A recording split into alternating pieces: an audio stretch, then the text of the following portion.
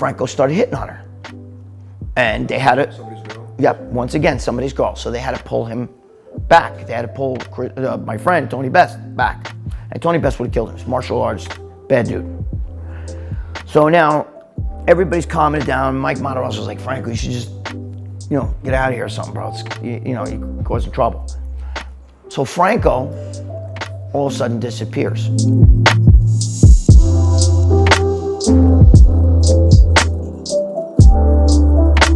So, Franco Columbu died Right. recently, passed away. I forgot exactly what happened, but it was an issue. But you made some story about him, right? You had an issue with him, something? I've had a few issues with him. What was the issue? First of all, Some kind of like he was like mean to you, something at some no, events? he tried to hit on my ex-wife, the mother of my children. What happened was we were at Joe Gold. I was at Joe Gold's birthday party. This was maybe 1988, right? I was at Joe Gold's birthday party. Arnold was there, because I knew Joe Gold very, very well. Okay, he used to break my nuts. The original owner of, yes, the creator original of Gold. He used to say, "There's the man with the New York tan," meaning I was pale white. Because it was winter, this is like the winter of 1980 or 81 or something when I was out, living out there in LA. So I was at the thing and I was at his birthday party and I had my ex-wife with me, who was the mother of my children. And, there was music playing, dancing. He kept coming up and dancing around her like this, Franco. And I was playing around with him and I said, Franco, if you want to dance with her, you have to dance with me first, because that's my girl. And he's like, yeah, and he kept talking with her, and he would touch, kept touching her and stuff. And I said, Franco, no, come on, dude, that's my girlfriend, like this. And he goes to me, yeah, all right, goodbye, get out of here, like this. And he almost kind of, pushed me away. And then I got mad, and I got in his face. I said, I told you it's my girl. So all my friends start jumping on top of me to stop me, you know what I mean? And he just stood there like stupid, and my ex-wife told him, can you do me a favor and get the away from me? She was telling me, get away. So she wasn't accepting of it, but she was telling me to get away. And he, he didn't posture up to fight or anything like that. He just was like, and he went. But I was so mad, I was going to hit him. I was really mad. Now, fast forward. I'm doing this. That's disrespectful, by the way. Huh? That's disrespectful what he was doing. Right. I made a joke of it at first, because first of all, she was creeped out by him. She's going, oh my God, he keeps putting his hand on my shoulder and stuff, and he's dancing and stuff, And they had a DJ there and everything. And, and I was like, yeah, don't worry about it, whatever, he's harmless, And then he kept doing it. And that's when I said to him, hey, Franco, that's my girl. If you want to dance with her, you got to dance with me. Playing around. And then when he started doing pushing me, yeah, or whatever, to talk to her, that's when I got mad. But now, wait a minute. I've had a few instances with him. Fast forward. I did a fundraiser with Bob Bonham, and it was at a college. I can't remember what it was. It was Rockland Community College, and it was at a big amphitheater. It was a bodybuilding fundraiser, and it was huge. And I'm going to tell you something. It was me, Bob Bonham. We were the ones who ran it. It was an NPC thing. Okay. Denise Rutowski. Oh, come on, Greg, for Christ's sake. Franco Columbu, Linda Murray, I couldn't remember her name, Sandy Rinaldi, who's now Sandy Wilkerson, okay. I don't know if I said his name already. Mike Matarazzo, Kevin Levrone, I don't think Dorian was there. Bill Kazmaier, Ronaldo Snipes. There's a bunch of others. I can't remember them all. So that's a pretty good lineup, okay?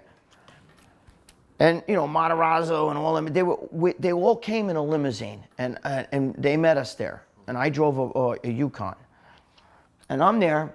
And Franco Columbu went on stage and he blew up a water bottle like this, and he popped it. He had a little pin ring, like this. It had a little razor, like a little hook razor. And when he blew up the water bottle on stage, he did this and it popped. So everybody thought, oh, he blew it up till it popped. You know what I mean? So now, he's done, and he starts hitting on this girl. She was a female bodybuilder. Her name was Maro Pachakian, and she went out with a guy named Tony Best, who was another female bodybuilder. Was a male bodybuilder. Excuse me. He was a big black guy. He looked like Chris Cormier. He was a big guy, and Franco started hitting on her, and they had to. Somebody's girl? Yep. Once again, somebody's girl. So they had to pull him back. They had to pull my friend Tony Best back, and Tony Best would have killed him. He's a martial artist, bad dude. So now everybody's calming it down. Mike Matarazzo was like, Franco, you should just, get out of here or something, bro. It's, you're causing trouble. So Franco all of a sudden disappears. Now there was 2 limos outside waiting to bring everybody back to the hotel. And Franco goes out and tells the limo drivers, yeah, they're not coming. They all got rides, so just me now. So let's go. And they took him back, and now they're all stranded. And this was the coldest day of the year. It was in January. I remember it was 90, 91, 92, something like that, in the early 90s. And oh my God, so I had to take everybody in my truck, and my friend took the rest in his car. I think Kevin Levrone was in the car with my friend Russ, but in my car, I know it was me. I was driving Sandy Rinaldi, who's now Sandy Wilkerson. You know who she is? Head of the women's IFBB. Right. Mike Matarazzo. In the back was Linda Murray, Dana Capabianco, who's a good friend of mine, another guy, Lenny. In the very back was Bob Bonham, and then, Kevin Levrone, and Levrone was in there. And then we had Matarazzo and I had an argument in the car because Matarazzo, I might have told this story already. I think I did, but I'll tell it again, whatever. Matarazzo goes to me, bro, I just saw this show last night, Howard Stern. I was watching Howard Stern. And he goes, he had on a rubber wig. And he was making believe, he was like, hey, about driving cars and drive safe, because otherwise, and he had this rubber wig. He was making believe he was retarded with a rubber wig on his head. Because, like a car accident, and he said it was the funniest. You had to see how he did. It was the funniest skit. Oh my God, I left my ass off. And he goes, do you ever watch Stern? I said, yeah. I said, I like the one where he has the lesbian dial date, where they get three lesbians, the lesbian dating game. You get 3 lesbians on one side and then a lesbian on the other side. And the lesbian picks out of the 3 who she wants to date. It's a blind, like the dating game. They're on a partition. And he goes to me, what's so funny about that? And I said, no, it's because I saw this girl. She comes out, and the one she was picked, she comes walking over, and she sees that the woman that's doing the picking is an old lady. And she's like, and you can see she was kind of bummed out about it. He goes, but I don't understand what's funny about that. What's funny about that? And I'm looking at him like yeah, like Joe Pesci in a movie. And I'm going, wait a minute. It was funny. I mean, it's funny.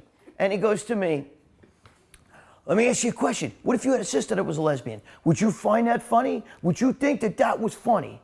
Would you think that that was funny, that they're laughing, they're making fun of a girl because she's a lesbian?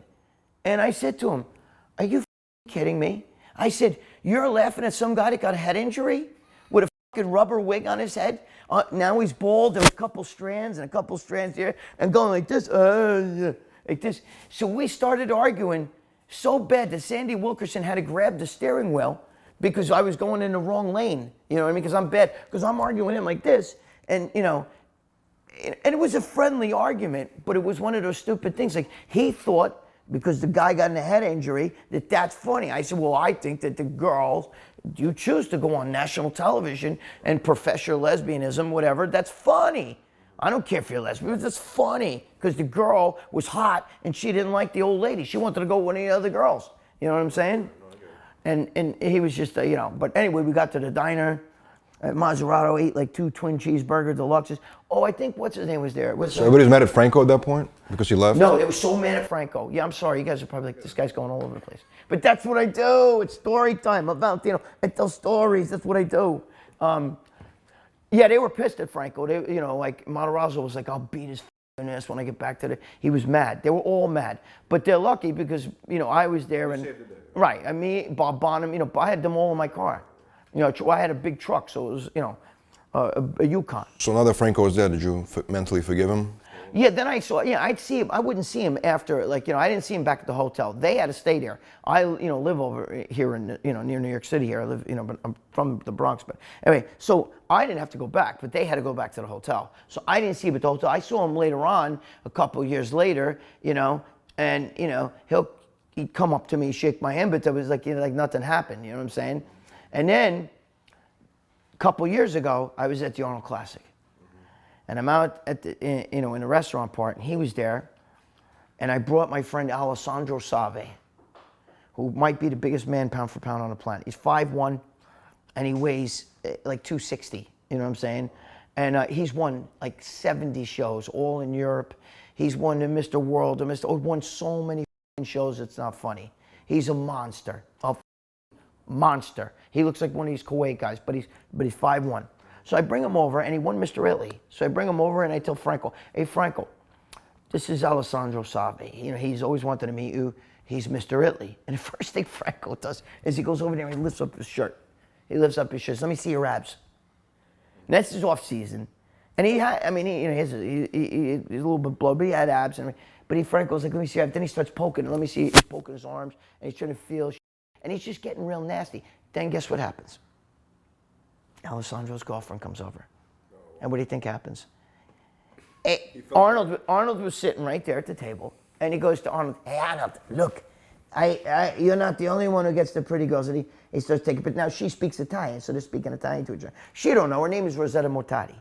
And they're laughing, you know what I mean? But I'm saying, he was all like, and I'm like, holy shit, you don't f***ing quit, bro. You know what I mean? Like, you don't stop.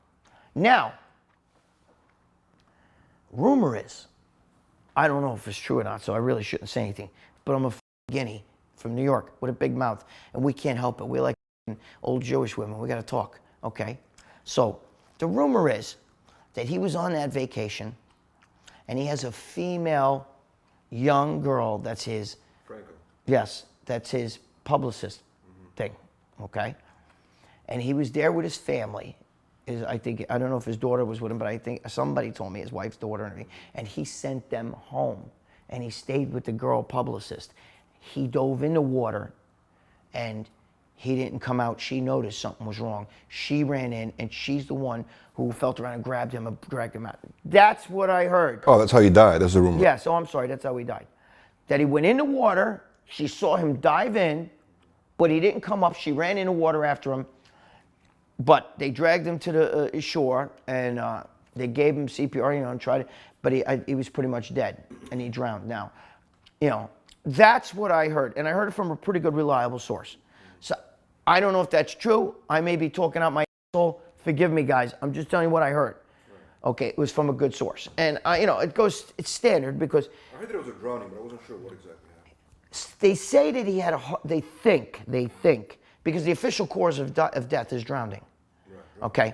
But of what I hear, and I talked to Dave and everything like the Palumbo, and they say he might have had a heart attack while he was swimming, and he just never came up because Franco was a good swimmer, and he wasn't. I don't think he was in the deepest water, but he dove in, and she saw him diving.